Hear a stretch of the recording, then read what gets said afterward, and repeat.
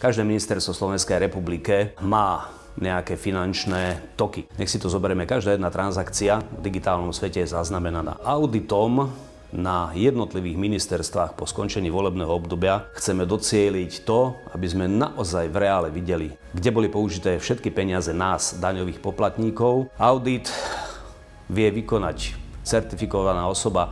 Máme tu zákon o auditoroch. Auditor je osoba, ktorá je garantom správnosti ekonomických závierok, garantom správnosti práve kontrolovaných subjektov. Každá koruna, každé euro dneska vieme identifikovať a je to naozaj len o tom, aby občania po skončení volebného obdobia mali informáciu o tom, ako predchádzajúce vlády, ako predchádzajúci minister a jeho podriadení narábali s verejnými financiami. Na Slovensku stačí 100 poslaneckých miest. Myslíme si, že imunita vládnych činiteľov by mala byť nejakým spôsobom obmedzená.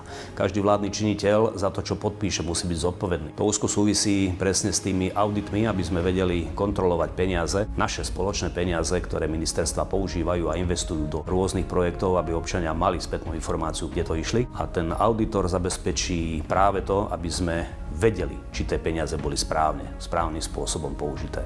Všetci si pamätáme dobre rôzne kauzy zlatých padákov, kde miesto toho, aby ľudia boli za pokazené veci, za zlé rozhodnutia potrestaní, braní na zodpovednosť, namiesto toho sú odmenení závratnými sumami.